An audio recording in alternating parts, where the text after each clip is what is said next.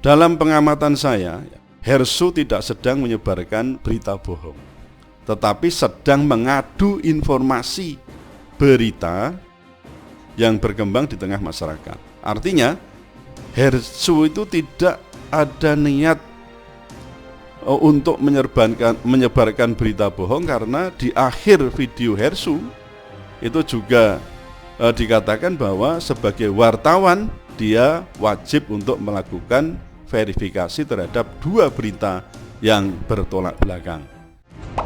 Assalamualaikum puan dan tuan, Anda berjumpa kembali dengan saya Profesor Suteki di channel yang radikal, ramah, terdidik, dan berakal.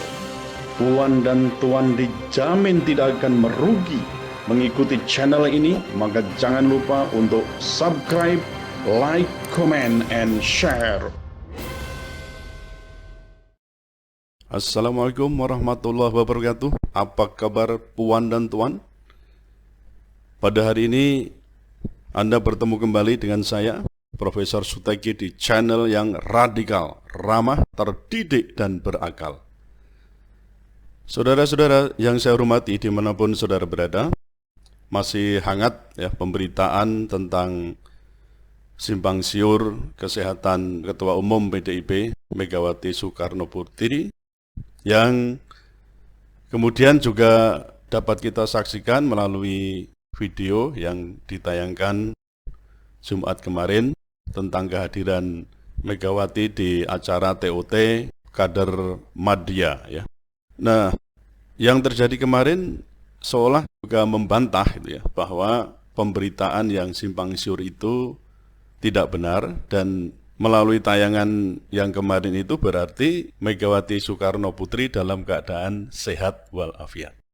Nah, saudara sekalian, pada kesempatan ini saya ingin lebih menukik ya persoalan adanya efek dari tampilnya Megawati Soekarno Putri di acara TOT Kader Madya itu, terutama terkait dengan persoalan hoax atau berita bohong atau tentang kebohongan ya, menyiarkan kebohongan, atau juga bisa berupa berita, cerita, atau justru dikatakan derita. Nah, gitu. Tapi bukan sembarang kebohongan, melainkan kebohongan yang berakibat timbulnya keonaran. Saudara sekalian, bermula dari WA, WhatsApp. Yo, what's up? Semua bisa merembet dengan cepat tentang cerita, berita, atau juga derita dari seseorang. Alkisah adalah Mas Hersu Beno Arif, wartawan senior FNN, yang membagikan video terkait dengan rumor tentang sakitnya Ketua Umum PDIP Megawati Soekarno Putri. Di video itu Hersu, demikian panggilan akrabnya gitu ya, pada intinya menyampaikan bahwa ada dua kabar atau berita. Yang pertama adalah bantahan atas rumor sakitnya Megawati, dan yang kedua tentang ada yang merasa yakin ya atas kebenaran berita bahwa Megawati Soekarno Putri itu sakit ya. Karena apa? Ada pesan WA dari seorang dokter temannya Hersu yang menyatakan bahwa Megawati sakit dan dirawat di rumah sakit RSPP, itu validitasnya 1000%. Namun tidak berhenti pada kalimat itu, Hersu juga saya simak itu menyatakan bahwa sebagai wartawan, apalagi wartawan senior gitu ya, video itu adalah sebagai sarana untuk verifikasi. Artinya Hersu tidak pernah menyatakan bahwa ia menyampaikan kebenaran berita yang absolut, sakit atau sehat. Kalau dinilai secara normal, saudara sekalian, sebenarnya Hersu sedang meminta kepada otoritas yang berwenang, berarti ya, otoritas ya yang berwenang, maksudnya terutama dari organisasi PDIP, untuk segera memberikan klarifikasi atas ketidakpastian atau simpang siurnya berita. Untuk apa? Untuk menghindari manipulasi keadaan. Kenapa begitu? Karena Megawati itu adalah tokoh yang sangat berpengaruh di belantika politik ya di tanah air. Manipulasi itu bisa datang atau bisa terjadi baik di dalam maupun di luar partai atau dalam hal ini di pemerintahan. Ya, sahdan, kalau saya katakan begitu ya.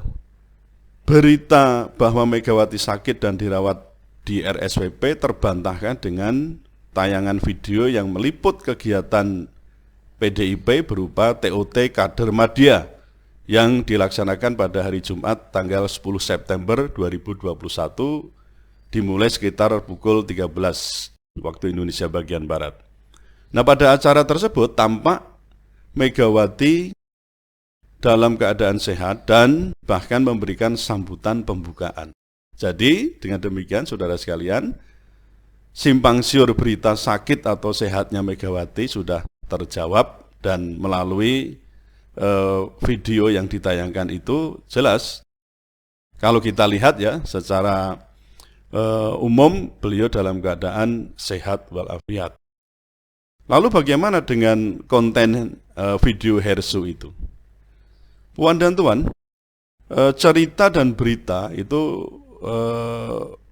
terutama cerita dan berita dampak simpang siur sakit dan sehatnya Megawati itu kan terus bergulir. Tak lama setelah Megawati membantah rumor sakitnya, tersiar berita. Nah, ini juga perlu saya klarifikasi nanti. Kalau ada yang mau klarifikasi, apakah betul jika Gardu Benteng Marhen atau GBM itu ya ormas yang berafiliasi ke PDIP mengatakan bahwa mereka akan melaporkan wartawan senior Hersu Beno Arif ya terkait dengan konten videonya itu dengan tuduhan menyebarkan berita hoax mengenai sakitnya Ketua Umum PDIP Megawati Soekarno Putri yang diberitakan dirawat di ICU ya Rumah Sakit Pertamina RSPP Jakarta. Ini saya ambil dari artikel Asyari Usman, wartawan senior FNN, ya FNN. Di situ ada titel yang bunyinya Hersu Beno itu membahas berita hoax, ya, bukan menyebarkan hoax. Tanggal 11 September tahun 2021. Nah, pertanyaan yang kemudian harus kita ajukan adalah apakah Hersu menyebarkan hoax, ya, benar-benar menyebarkan hoax, atau turut serta menyebarkan hoax? Dan apakah setiap orang yang menyebarkan hoax itu harus dipidana? Adakah sarana lain selain pidana? Nah, apakah wartawan yang menyebarkan suatu berita dalam rangka ingin mengadu kebenaran, ya maksudnya kebenaran berita itu, atau dalam hal ini melakukan klarifikasi dan verifikasi itu dapat dipidana? Saudara sekalian, hukum pidana di Indonesia tidak mengenal nomenklatur hoax. Namun, soal berita bohong itu dapat ditemukan di Undang-Undang ITE, kemudian juga di KUHP, dan juga Undang-Undang Nomor 1 Tahun 1946. Nah, terkait dengan berita bohong yang sering dituduhkan kepada seseorang itu lebih dekat ya, itu diatur dalam pasal 14 dan 15 Undang-Undang Nomor 1 Tahun 1946. Di pasal 14 itu disebutkan bahwa ayat 1 ya, barang siapa dengan menyiarkan berita atau pemberitahuan bohong dengan sengaja menerbitkan keonaran di kalangan rakyat dihukum dengan hukuman penjara setinggi-tingginya 10 tahun. Lalu yang ayat 2-nya, barang siapa menyiarkan suatu berita atau mengeluarkan pemberitahuan yang dapat menerbitkan keonaran di kalangan rakyat, sedangkan ia patut dapat menyangka bahwa berita atau pemberitahuan itu adalah bohong, dihukum dengan penjara setinggi-tingginya 3 tahun. Sedangkan di pasal 15 disebutkan, barang siapa menyiarkan kabar yang tidak pasti atau kabar yang berkelebihan atau yang tidak lengkap, sedangkan ia mengerti setidak-tidaknya patut dapat menduga bahwa kabar demikian akan atau sudah dapat menerbitkan keonaran di kalangan rakyat, dihukum dengan hukuman penjara setinggi-tingginya 2 tahun. Jadi Berdasarkan dua pasal ini, saudara sekalian, prinsipnya hoax atau menyebarkan berita bohong itu adalah sebuah tindak pidana. Yang tadi sudah saya sebutkan, ada 3 peraturan perundang-undangan yang sebenarnya bisa menjerat pelaku tindak pidana penyebaran berita bohong itu. Puan dan Tuan, kembali ke video Hersu Beno. Dalam pengamatan saya, Hersu tidak sedang menyebarkan berita bohong, tetapi sedang mengadu informasi berita yang berkembang di tengah masyarakat. Artinya, Hersu itu tidak ada niat untuk menyebarkan berita bohong, karena di akhir video Hersu itu juga dikatakan bahwa sebagai wartawan dia wajib untuk melakukan verifikasi terhadap 2 berita yang bertolak belakang. Nah, persoalan kemudian adalah bagaimana dengan sumber berita dari Hersu yang menyatakan bahwa Megawati sakit dan dirawat di RSPP itu kebenarannya adalah valid, ya. Validnya itu adalah 1000%. Nah, jika kemudian perkara ini diproses secara hukum, gitu loh. Nah, apakah polisi akan memperkarakan seorang dokter pengirim WA ke Hersu? Lalu bagaimana jika ternyata dokter tadi juga mempunyai data otentik bahwa Megawati memang sakit dan dirawat dalam waktu tertentu, kemudian dapat kembali sehat. Baru setelah dinyatakan sehat oleh dokter, Megawati kemudian tampil di acara resmi PDIP yang tadi kita sebut sebagai TOT, ya, TOT kader mati. Nah, apakah hal ini tidak akan berdampak dengan misalnya terhadap Sekjen PDIP Hasto Kristianto yang menyiarkan berita bahwa Megawati tidak sakit atau dalam keadaan sehat? Bukankah ini juga termasuk menyiarkan berita bohong yang dapat diancam dengan pasal 14 atau 15 Undang-Undang Nomor 1 Tahun 1946 tadi? Nah, oleh karena itu keadaan ini bisa berbalik menjadi, kalau dalam hal ini saya katakan, ya, dalam tanda kutip itu senjata makan tuan. Sekjen PDIP boleh jadi akan terkena masalah juga.